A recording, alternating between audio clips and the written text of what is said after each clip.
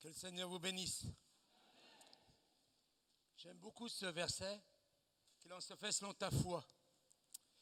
Et je voudrais vous expliquer que pendant des années, j'ai cru être un homme de foi. Mais en réalité, on n'est jamais un homme de foi. Parce que la foi vient de ce qu'on entend de la parole de Dieu. Et le problème, c'est qu'on pense devenir des spécialistes.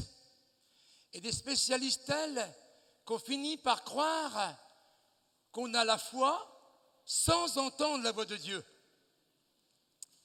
Parce qu'on l'a entendu dans le passé, Dieu nous a dit quelque chose, et on pense que c'est définitif, toute notre vie, ça sera pareil. Parce que nous sommes des êtres humains et nous avons des habitudes. Et Dieu n'est pas un Dieu d'habitude. Quand Jésus met de la boue sur les yeux d'un aveugle, il n'est pas dit que tout l'évangile, il a mis la boue sur les yeux des aveugles. Il a fait à chaque fois différemment. Et notre problème, c'est la paresse. Nous voulons faire l'exception, l'économie de chercher la face de Dieu. Et on se laisse tous prendre. Nous allons lire un texte dans 2 Chroniques 20. Et nous allons voir un homme qui s'appelle Josaphat, qui n'a pas mis sa confiance en lui-même, qui a cherché la face de Dieu, qui a entendu la voix de Dieu. Alors jusque-là, ça va. Mais après, quand on l'entend, est-ce qu'elle nous plaît, la voix de Dieu? Parce que ce qu'il a entendu, c'est étrange. C'est étrange de combattre une armée étrangère en mettant un groupe de louanges devant. Vous n'avez jamais entendu dans votre poste de télévision ou votre radio une guerre comme ça. Vous êtes d'accord? Alors non seulement il ne faut pas faire l'économie de chercher la face de Dieu, mais une fois qu'on l'a entendu, il faut accepter de faire la façon qu'il nous demande de faire. Parce que c'est seulement là qu'on aura des résultats. Et en réalité, quand tu seras âgé, tu auras moissonné, non pas ce que tu pensais, non pas l'habitude que tu avais. C'est facile d'avoir des bonnes habitudes, de venir au culte, de louer le Seigneur. Mais qu'est-ce que tu fais dans ta vie personnelle? Est-ce que tu cherches la face de Dieu? Ou est-ce que tu vis sur le compte du pasteur, de l'assemblée, des autres? Est-ce que tu te laisses porter par les autres? Tu peux être dans une très bonne église, la meilleure église du monde, mais tu es quand même tout seul. Tu restes tout seul avec Dieu. Et tu ne peux pas faire l'économie de chercher sa face, parce que Dieu est un Dieu jaloux, un Dieu qui ne veut pas que nous ayons une religion, aussi belle soit-elle, avec les cantiques les plus beaux de la terre. Dieu veut que nous ayons la communion avec lui. C'est un Dieu de relation. Et ça, c'est quelque chose de tout à fait personnel. Tu peux être pasteur, fils de pasteur, frère de pasteur, ça ne changera rien. Ça te donnera des titres. Mais qu'en est-il de toi? Combien de temps passes-tu à chercher sa face? Est-ce que tu cherches à lui plaire? Est-ce que le but et le désir de ta vie, c'est de réussir ta vie ou que lui réussisse sa vie en toi et au travers de toi? Quel est ton but? Est-ce que c'est toi ou est-ce que c'est lui? Si c'est toi, tu seras malheureux. Si c'est lui, tu seras la personne la plus heureuse de la terre. Aime-le, adore-le, Sois dingue de lui, reste dingue de lui. Kiffe le grave.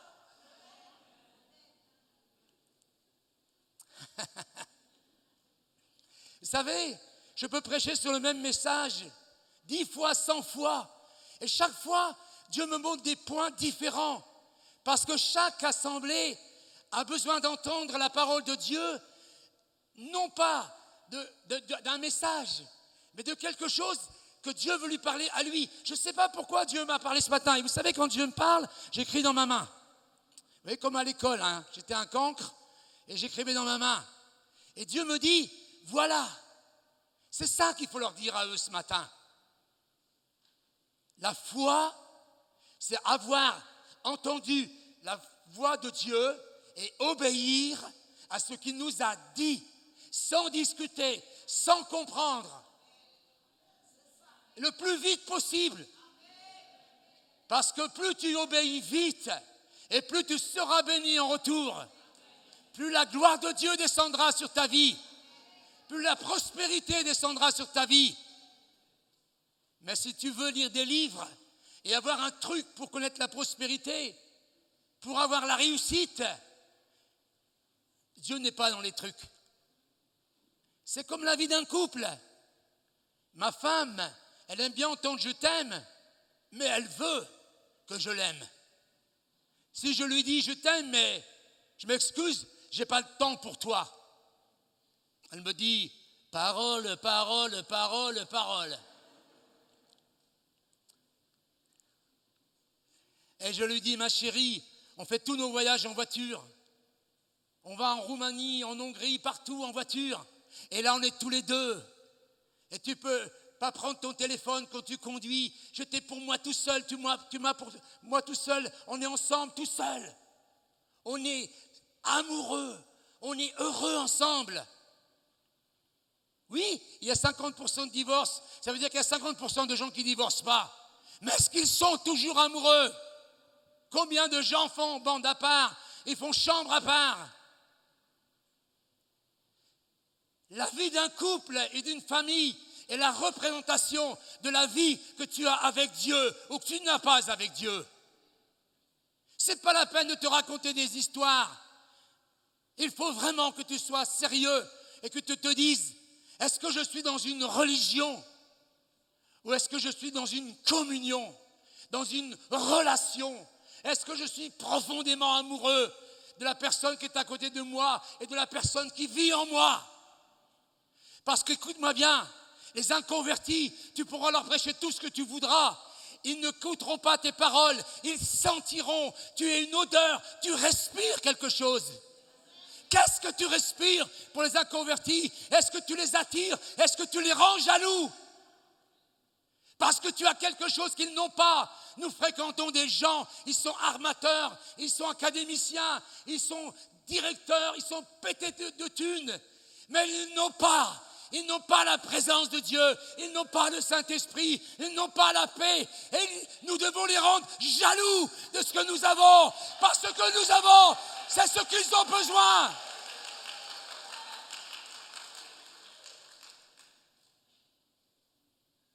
Le reste, c'est du superflu.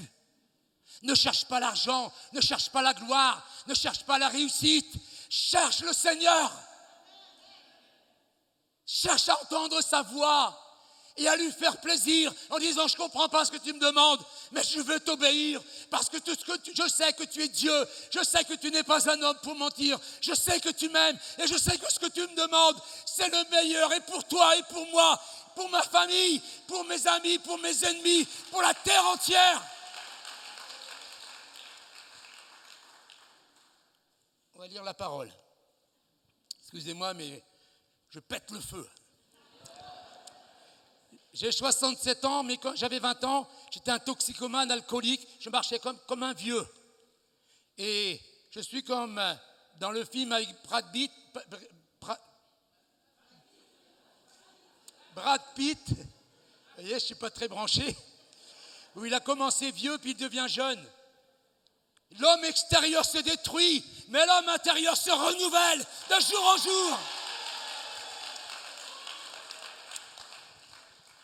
2 Chroniques 20, Par la suite, les Moabites, les Ammonites, renforcés par les Maonites, se mirent en route pour faire la guerre à Josaphat. On vient prévenir Josaphat en ces termes: une vaste armée est en train de marcher contre toi, d'au-delà de la mer Morte et d'Édom. Elle a déjà atteint Hatzatson Tamar, c'est-à-dire en En-Gedi. Josaphat prit peur et décida de consulter l'Éternel. Il proclama un jeûne pour tout Juda, et les Judéens se rassemblèrent pour implorer le secours de l'Éternel. Ils vinrent de toutes les villes de Juda. Josaphat se tint debout avec l'assemblée des gens de Juda et de Jérusalem dans le temple de l'Éternel en face du nouveau parvis, et il pria ainsi: Éternel, Dieu de nos ancêtres, n'es-tu pas Dieu habitant dans le ciel? N'est-ce pas toi qui domines sur les royaumes des nations? Tu disposes de force et de puissance, nul ne peut te résister. N'est-ce pas toi, notre Dieu, qui a chassé les anciens habitants de ce pays pour faire place à ton peuple Israël, à qui tu as donné ce pays pour toujours aux descendants d'Abraham, ton ami qui t'aimait? Ils s'y sont établis, ils y ont construit un sanctuaire en ton honneur. Puis ils ont dit: si un malheur s'abat contre nous, une guerre, un châtiment, une épidémie, une famine, nous viendrons nous tenir devant ce temple, devant toi, puisque ta présence est établie dans ce sanctuaire, et du fond de notre détresse, nous implorons ton secours. Tu nous écouteras, tu nous sauveras. Eh bien, maintenant, voici les Ammonites, les Maonites, les habitants du mont de Séhir viennent nous attaquer. Quand Israël venait d'Égypte, tu ne leur as pas permis de traverser le pays. À ces gens-là, il a fait un détour, il n'a pas détruit. Et voici comment il nous récompense. Ils viennent nous chasser de la propriété que tu nous as attribuée. Notre Dieu, n'exerceras-tu pas tes jugements sur eux? Car nous sommes impuissants pour résister à cette immense armée qui vient nous attaquer. Nous ne savons que faire. Nous tournons nos regards vers toi. Et tout Juda, hommes et femmes et enfants y compris, se tenaient debout devant l'Éternel. Mes amis, nous avons appris depuis notre enfance à être forts. Et la Bible dit que ce sont les faibles qui sont forts. Quelques passages plus tôt, il est parlé de Saül. Saül était fort. Et vous savez ce qu'il a fait, Saül? Alors que Samuel lui avait dit: tu m'attendras et je te dirai de la part de l'Éternel ce que tu dois faire. Saül a pensé, puisque Samuel n'était pas arrivé, qu'il avait la capacité en lui de faire sans entendre la voix de Dieu. Et c'est ça le péché. Nous avons une notion du péché qui est fausse dans l'Église. Nous pensons que le péché, c'est mentir, tricher, voler. Péché, ça veut dire louper le but, ça veut dire louper notre destinée. Et notre destinée, c'est d'entendre la voix de Dieu et de faire ce qu'il nous demande de faire. Josaphat était un homme de Dieu. Il était profondément honnête. Il se connaissait. Il est dit, il eut peur. Mais nous avons appris à vivre dans le déni et à dire: je suis fort, je n'ai peur de rien, j'ai peur de personne. Il faut oser être vous-même et oser, quand vous avez des sentiments, des émotions, de peur, quand vous êtes perturbé, oser être honnête au moins avec vous-même. Même si vous ne l'êtes pas avec les autres, soyez-le avec vous-même. Dites: j'ai les pétoches, j'ai la trouille, je ne sais pas quoi faire. Et Dieu aime entendre ce discours. Mais si vous dites: ouais, tout est possible, et c'est ce que j'ai fait, j'ai cru j'étais un homme de foi. Je vais vous raconter comment j'ai cru être un homme de foi. Donc je sortais de la zone, j'arrivais de Katmandou, j'étais complètement paumé, j'étais schizophrène, paranoïaque, j'étais vraiment un fou, possédé. Et je suis arrivé à l'école biblique et M. Jaillet m'a mis dans sa belle famille, des gens aisés. Je me suis retrouvé dans l'aisance. Ah, j'étais bien. Vous savez, un zonard, c'est un squatteur, il est tout content quand on l'héberge, on le nourrit et qu'il ne fout rien. Mais au bout de quelques semaines, Jean-Louis Jaillet m'a dit: mais oh, Tu es ici à l'école biblique. Ici, on vit par la foi. J'ai dit, c'est quoi ça? Ben, il m'a dit, c'est le contraire de tout ce que tu fais. Toi, tu vis au crochet des autres. Ben, j'ai dit, c'est quoi alors vivre par la foi? Eh bien, il m'a dit, c'est dépendre de Dieu. C'est croire que ton Dieu te donne un logement, qu'il te nourrit, qu'il te parle et qu'il te conduit. Et je remercie le Seigneur d'avoir rencontré cet homme qui a osé m'affronter. Et déjà, avant, il m'avait fichu dehors. Quand je l'ai rencontré la première fois, j'avais des cheveux longs. Et il m'a dit, ici, si tu viens chez nous, tu te coupes les cheveux, tu te mets un costume et une cravate. Et je me suis dit en moi-même, j'ai dit, toi mon pote, t'es pas prêt de me voir. Il m'a dit, ici, c'est la croix ou la valise. J'ai dit, moi, c'est tout fait, c'est la valise. Prétentieux, orgueilleux, rebelle, vaniteux. C'est la nature humaine. C'est pas moi, c'est la nature humaine.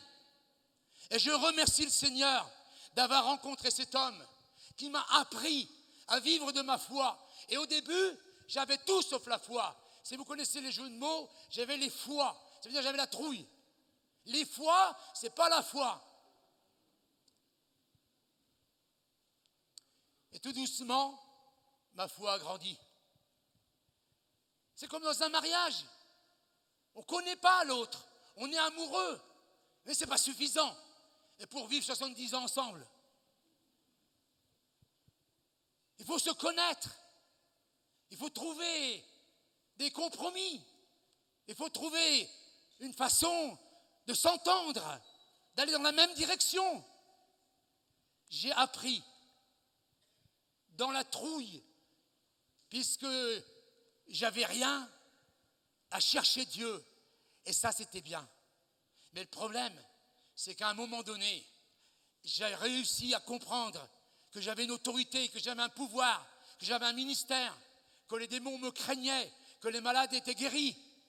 Et j'ai cru que j'étais devenu un homme de foi.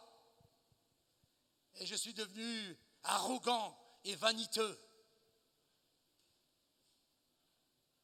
Ce que Dieu voulait, c'était transformer mon caractère.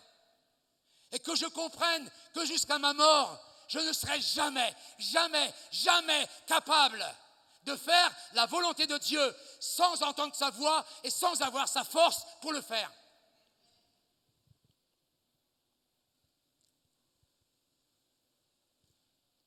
Je vais vous raconter une histoire. J'ai une maison dans le sud de la France. Il y avait des chiens. Nous, on est à peu près 8-10 jours par mois chez nous. Il y avait des chiens à côté, 7 chiens qui aboyaient jour et nuit.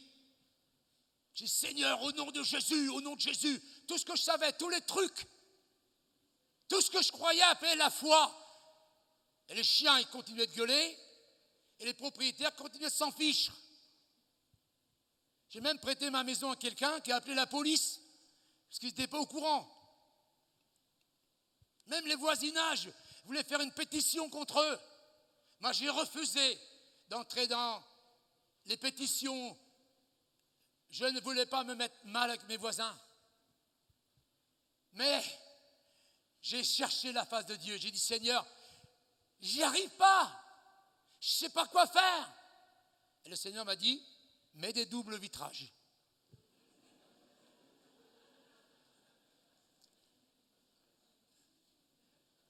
C'était pourtant simple, hein.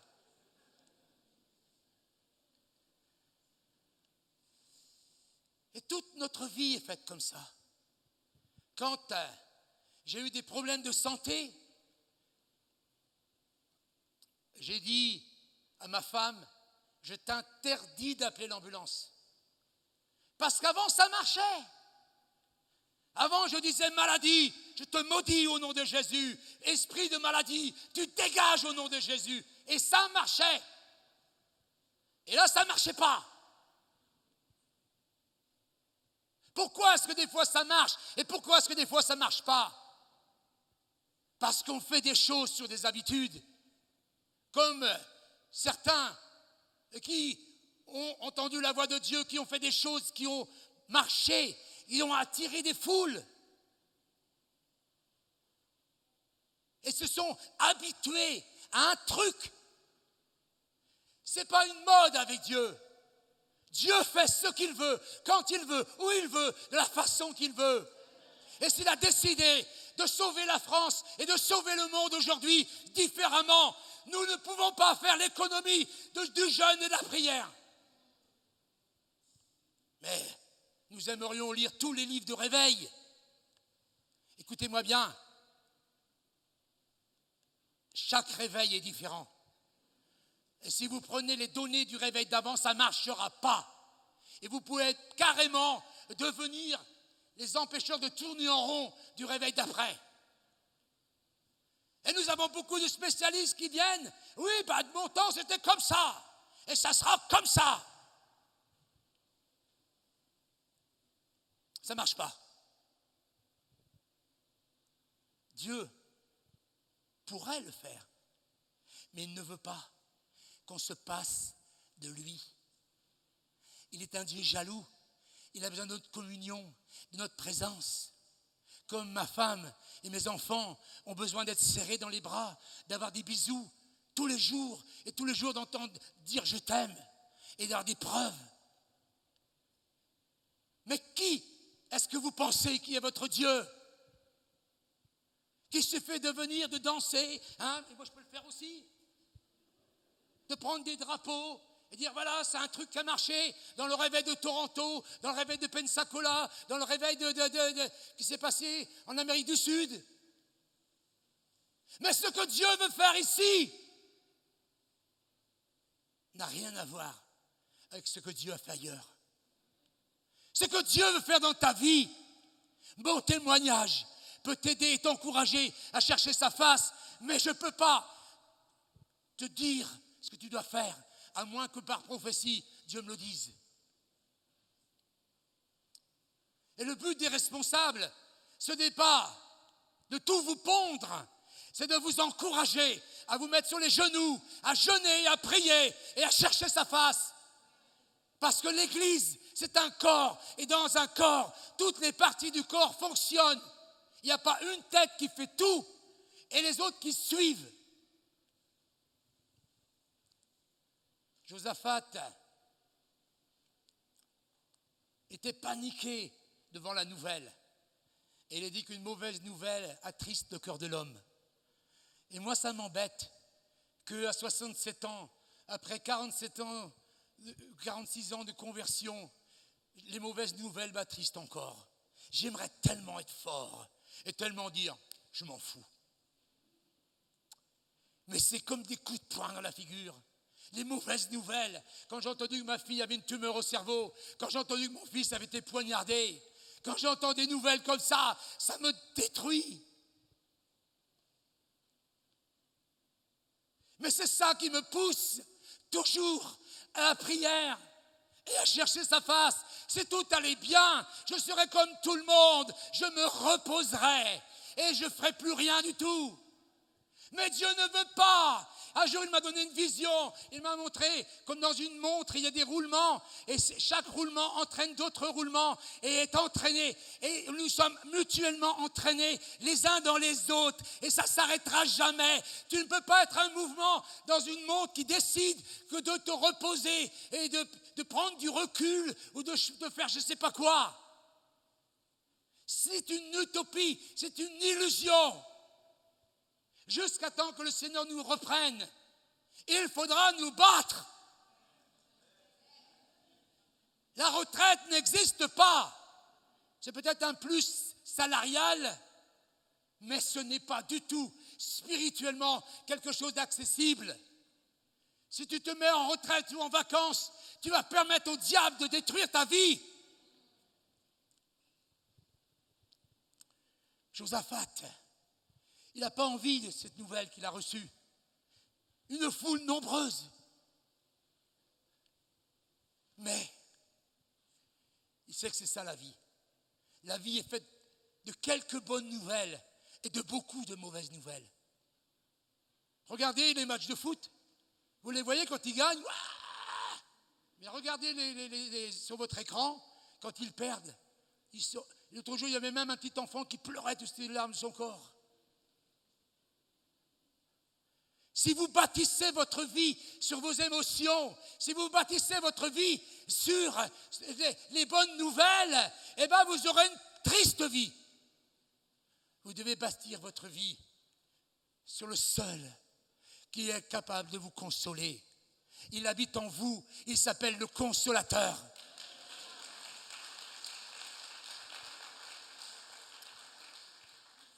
Et vous savez, je disais à mon frère ce matin, petit déjeuner, je suis étonné maintenant de voir combien des chrétiens quittent des assemblées où ils ont un leader charismatique extraordinaire, qui connaît Dieu, qui marche avec Dieu, pour partir avec des rebelles qui vont les mener dans les murs, qui vont les mener dans les décors, qui vont les mener n'importe où. Ne suivez pas n'importe qui. Suivez des hommes et des femmes qui ont fait la preuve qu'ils sont dignes de confiance, comme Philippe, un homme digne de confiance.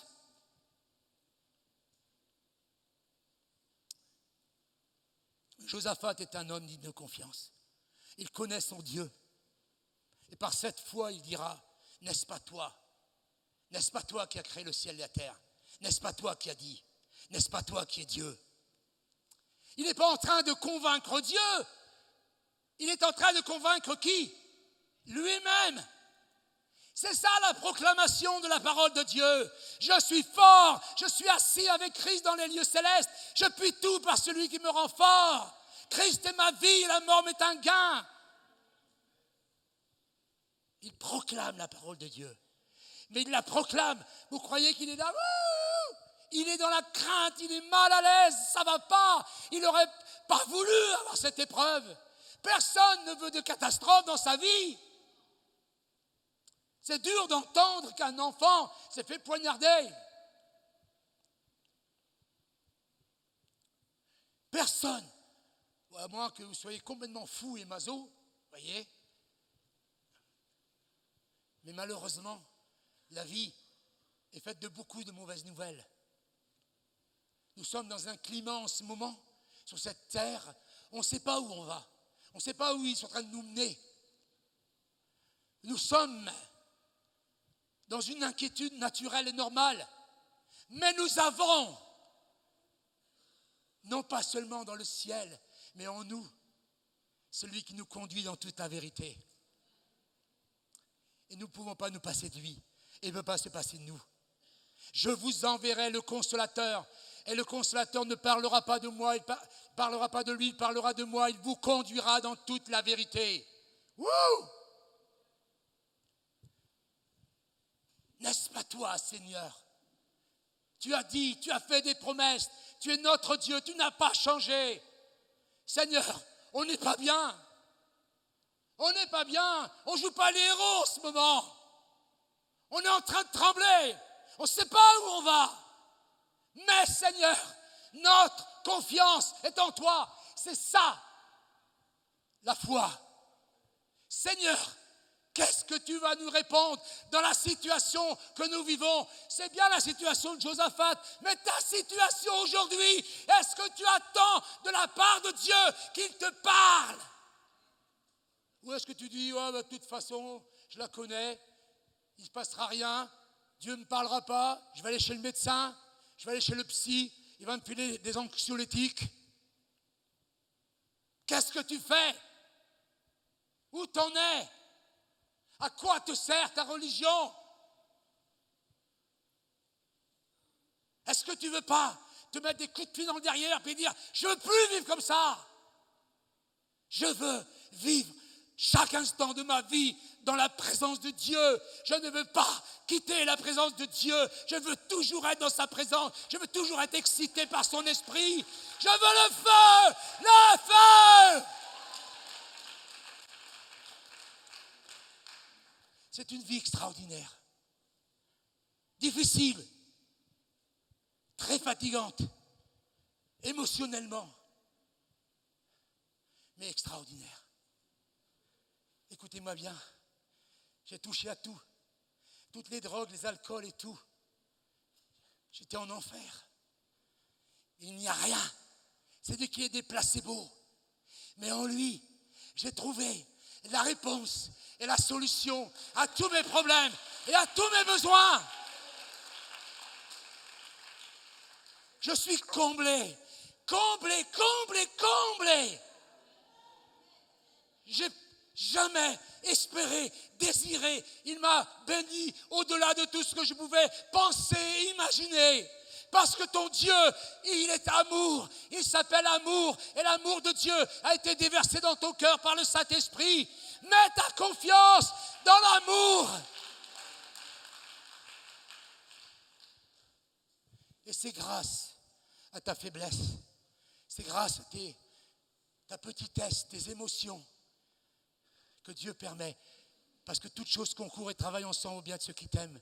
C'est grâce à ça que finalement, tu vas atterrir dans sa présence. Je ne suis pas un héros, je ne suis pas meilleur que les autres.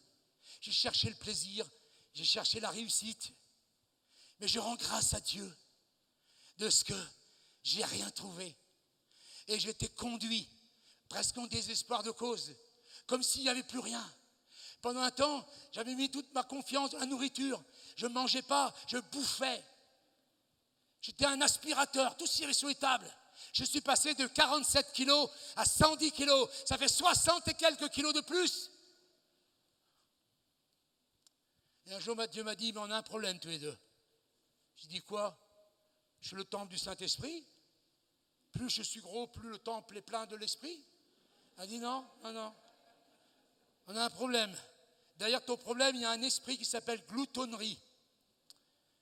C'est un esprit comme l'esprit de drogue, comme l'esprit d'alcool, comme l'esprit du tabac. Il faut appeler les choses par leur nom. Il ne faut pas se caresser dans le sens du poil puis dire « Oui, mais moi, c'est ma nature. Mais moi, vous comprenez, je ne peux pas vivre autrement. » Et quand je lui ai dit « Mais Seigneur, qu'est-ce que tu veux ?» Eh bien, il m'a dit que tu perds du poids. Mais j'ai dit « C'est impossible. Si je ne mange pas, qu'est-ce qui me reste ?» Vous vous rendez compte où j'en étais? Vous savez ce qu'il m'a répondu? Moi. Ah, j'ai dit, ah oui, évidemment, c'est une vérité. Toi, tu vas remplacer la gourmandise. Voyez? Parce que la gourmandise, ce n'était pas pour me faire plaisir, c'était pour compenser encore des souffrances et des douleurs de mon enfance, parce que j'étais un enfant battu. Mais il n'y a rien d'autre que la présence et l'amour de Dieu qui compense et qui guérit ton cœur. Et si tu cherches dans une autre issue, une solution, ça s'appelle de l'idolâtrie. Est-ce qu'il y a des idoles dans ton cœur? Il y a des idoles dans le cœur de tout le monde. On ne peut pas dire encore aujourd'hui à notre âge, ça y est, je suis sorti de toutes les idoles, maintenant ça va bien. Mais tous les jours je dis, Seigneur, montre-moi dans ma vie ce qui te déplaît. Je m'appelle Panier, et Panier c'est comme une nacelle qui tient une montgolfière. Et le Seigneur m'a dit, si tu veux que ta montgolfière s'envole, il faut vider ta nacelle, il faut vider ton panier. Ça veut dire qu'il faut séparer, sanctifier ce qui est bien de ce qui est moins bien et de ce qui n'est pas bien. Toi, l'Éternel, ton Dieu, ne te le permet pas. Oui, mais lui, il le fait. Toi, suis-moi. Ne t'occupe pas de ce qui se passe à ta droite et à ta gauche. Essaie de t'occuper de ce que je suis en train d'essayer de te dire en cet instant précis, auquel tu as mis un placebo, auquel tu as mis toutes sortes de phrases pour ne pas m'obéir. Et après, tu veux que je t'aime, que je sois avec toi, que je te conduise. Mais moi, je suis prêt à faire toutes ces choses. Mais c'est toi qui mets le pied sur le frein. Tu mets le pied sur le frein en ne faisant pas ce que je te demande. Parce qu'en faisant ce que je te demande, je ne veux que ton bonheur. Je n'ai pas d'intérêt personnel, te dit ton Dieu. Il n'a aucun intérêt personnel. La seule chose qu'il te demande en retour, c'est l'adoration. Et l'adoration, c'est le merci de tout ce qu'il fait dans ta vie. Tu es son enfant. Une mère, tout ce qu'elle fait pour son enfant, c'est le meilleur. Elle n'a pas d'intérêt personnel. Elle est prête à mourir, elle est prête à aller en prison, elle est prête à prendre la place de son enfant parce qu'elle aime son enfant. Eh bien, moi, dit l'Éternel, même si une mère t'abandonnait, je ne t'abandonnerai jamais. Jamais. Je suis ton Dieu et je t'aime. Il faut que tu crois. C'est ça la foi. Il faut que tu crois que je t'aime, toi personnellement. Je t'ai pris comme tu étais, mais c'est pas pour te laisser comme tu es. C'est pour te transformer de gloire en gloire à l'image de Jésus-Christ. Et quand Josaphat a entendu la voix de Dieu, est-ce que vous croyez qu'il a dit Alléluia?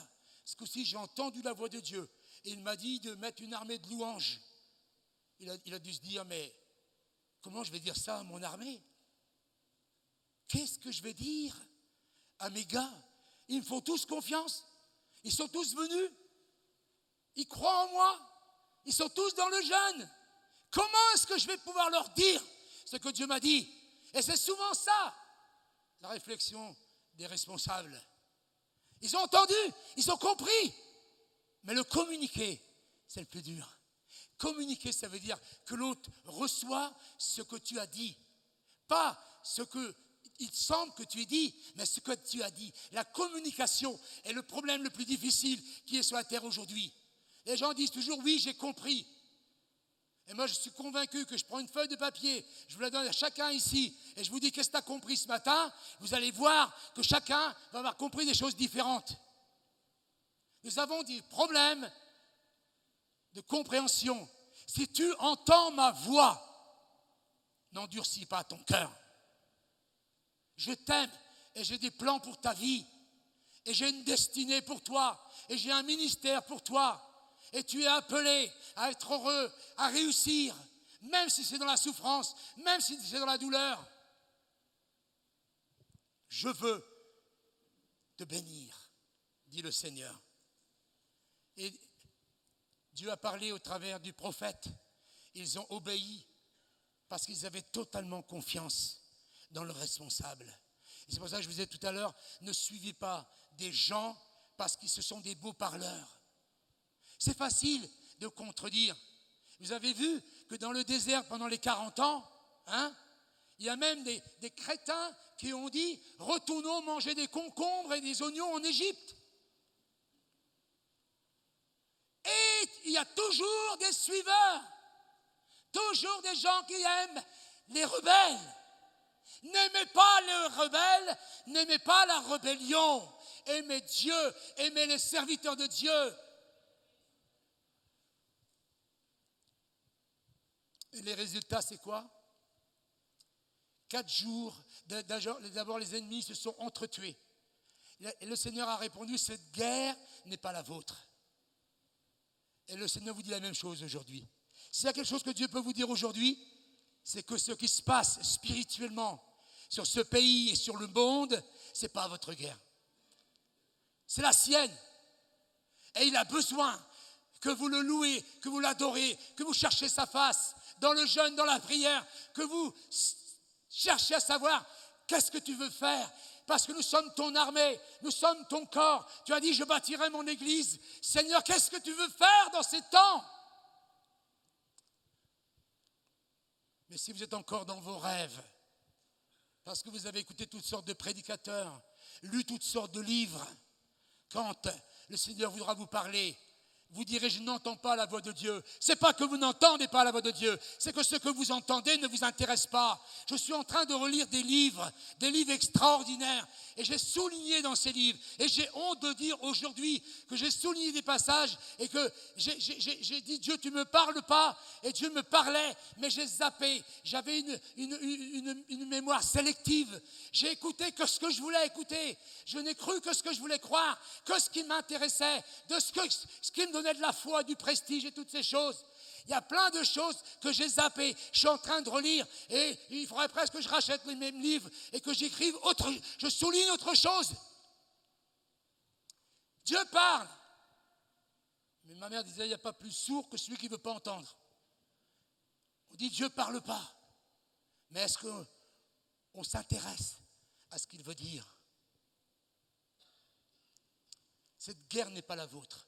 Vous allez me louer, vous allez m'adorer et vous allez voir ma gloire. Ils se sont entretués. Et il a fallu plusieurs jours pour piller le butin. Et il est dit après, une grande joie Alléluia. Vous avez vu, ça démarre par une grande trouille et ça finit par une grande joie. Tu veux avoir la joie? Mais accepte qu'il faut avoir la trouille aussi. Ah oui, mais on est tous pareils, hein. Moi, je veux bien la joie du Seigneur qui est ma force, mais les émotions négatives, les nouvelles difficiles, j'en veux pas. On est tous pareils. Il faut arrêter de croire que ceux qui sont sur une estrade et derrière un micro, hein, et ce sont des extraterrestres difficiles et différents. Nous sommes tous de la même nature. Nous aimons tous les mêmes choses et nous détestons tous les mêmes choses. Mais la différence, c'est que nous avons fait des choix parce qu'il n'y a pas d'autre choix. Avec ma femme, on disait hier, dans le mariage, nous avons dit divorce et n'est plus dans notre dictionnaire. Tu n'existes plus. Parce que si vous laissez divorce dans votre dictionnaire, Satan s'en servira pour vous tourmenter. Nous avons eu les mêmes problèmes que tous les couples. Nous n'avons pas été meilleurs en rien. Les mêmes disputes, tous les mêmes problèmes.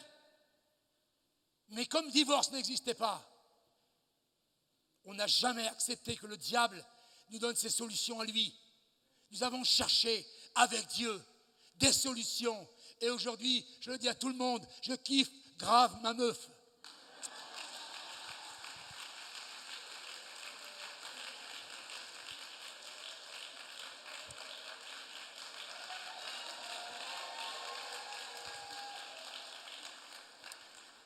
Qu'est-ce que tu veux devenir? Un adorateur ou un adoraleur? Qu'est-ce que tu veux devenir? Un bébé ridé ou un bel homme de Dieu, une belle femme de Dieu? Parce que même si la beauté extérieure disparaît, la beauté intérieure ressort.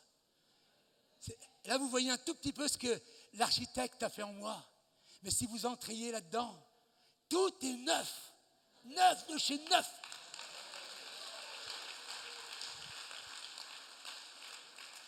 Ça a été difficile, ça a fait mal, on a discuté, on a fait des compromis, on a fait des deals.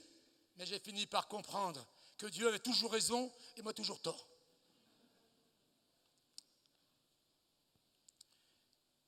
Et la fin de ce chapitre, c'est qu'ils étaient en paix avec tous les pays aux alentours et que les ennemis les craignaient. Tu veux être en paix dans ta vie? Tu veux être en paix dans ton entourage? Tu veux que le diable te craigne? Soumettez-vous à Dieu, résistez au diable et il s'enfuira loin de vous. Alléluia. Il n'y a pas d'autre solution. Les gens, ils prennent souvent que la moitié du verset. Résister au diable. Oui, si tu résistes au diable avec tes propres forces, tu ne te soumets pas à Dieu. Si vous vous attendez à avoir un âge où un jour vous connaîtrez toute la volonté de Dieu pour votre vie, pour votre famille, pour votre pays, vous toujours vous taper le derrière par terre, ce n'est pas demain que ça arrivera. Vous êtes esclaves de Jésus-Christ et à chaque jour suffit sa peine.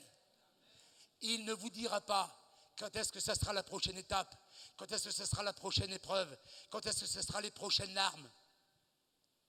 J'ai même passé un temps où je me suis dit, je refuse de me réjouir, de toute façon, ça va encore finir par des larmes. C'est complètement idiot comme façon de penser. Réjouissez-vous toujours dans le Seigneur. Je le répète, réjouissez-vous. Ne soyez pas des masochistes qui attendent la prochaine étape et la prochaine difficulté. Réjouissez-vous. Les problèmes viendront tout seuls en leur temps. Mais vous allez voir que comme un athlète qui au départ est capable de courir 100 mètres, à la fin il est capable de courir 40 km. Mais si vous voulez faire un marathon dès le départ, vous risquez de faire un infarctus. Et spirituellement c'est la même chose. Gagnez déjà aujourd'hui. Remportez les épreuves, remportez les étapes. Vous avez devant vous un ancien loser, un gars qui, à chaque fois que ça n'allait pas, il se défonçait. Et quand je buvais, j'habitais rue de l'église. Alors à 10h du matin, l'horloge de l'église mettait l'Angélus. Et je sortais de dessous mon lit une bouteille de bière et je disais, voilà le remède pour ne pas entendre ces cloches, que je sois bourré dès le matin. C'est de l'autodestruction. Il n'y a pas de solution dans ces choses-là. Et j'ai fini par croire qu'il n'y aurait jamais de solution dans ma vie et j'ai voulu me suicider. Mais avant de me suicider, j'ai dit, Dieu, si tu existes. Et c'est comme si Dieu avait dit, enfin, il a osé m'appeler. Et depuis ce jour-là, je vous le promets les yeux dans les yeux, depuis ce jour-là, il m'a fait connaître sa gloire. Il m'a rendu heureux, il m'a délivré de tous mes péchés, de toutes mes tendances.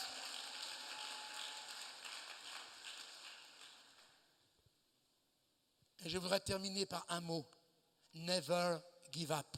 Ça veut dire, n'abandonne jamais, jamais. Le diable est vaincu, il est cloué, il est dépouillé, il n'a aucun pouvoir, il n'a aucune autorité. Le seul pouvoir qu'il a, c'est que tu abandonnes. Alors, n'abandonne jamais.